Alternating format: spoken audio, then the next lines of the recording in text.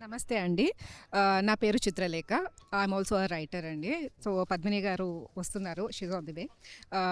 So, ఇక్కడ అచ్చంగా Telugu publications ప్రత్యేకత ఏంటంటే తెలుగు రైటర్‌ని ప్రతి ఒక్క తెలుగు రైటర్‌ని ఎస్పెషల్లీ తెలుగులో రచనలు రావాలని తెలుగుని ఎంతోగానో ప్రేమించే పద్మిని గారు ఈ ఒక సంస్థను స్థాపించడం జరిగిందండి. సో, అలాగా చాలామంది బడ్డింగ్ రైటర్స్ దగ్గర నుంచి కూడా చాలా ఫేమస్ బుక్స్ ఈ పబ్లికేషన్స్ నుంచి వచ్చాయి. సో, ఇక్కడ ఏమేమి ఉన్నాయి బుక్స్? ఇక్కడ ఈ స్టాల్‌కి ఎందుకు వచ్చి అట్రాక్టివ్‌గా ఏ పుస్తకాలు కొనాలంటారు?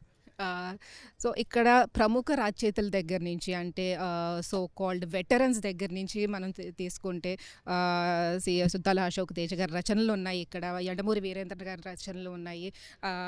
అలాగే పద్మిని భావరాజు గారు కూడా రచయిత కదా! ఆవిడ కూడా చాలా రచనలు చేశారండి. ఆవిడ రచనలతో పాటు చాలా బడ్డింగ్ రైటర్స్ నాలాంటి బడ్డింగ్ రైటర్స్ రచనలు కూడా ఇక్కడ ఉన్నాయండి. సో, మాకేదైనా మీ బుక్స్ మీరు రాసిన బుక్స్ చూపిస్తారా?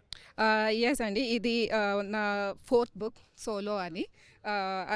నేను ఇప్పటికి 3 బుక్స్ రాశాను. So, this is my third book అని చెప్పొచ్చు. So, 'Solo' is all about depression in working mothers అండి.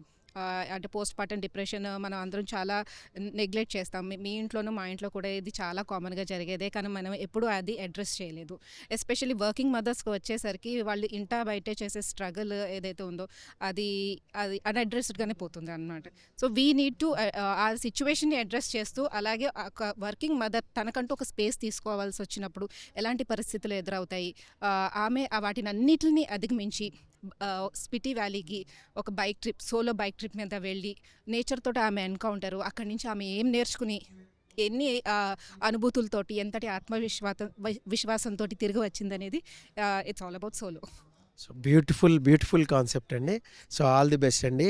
సో, మాకు ఎస్పెషల్లీ బయట ఇచ్చినందుకు చాలా thank you very much. Thank you so much అండి. Thank you RVR and especially you are so sweet అండి. Thank you so much. Thanks allot.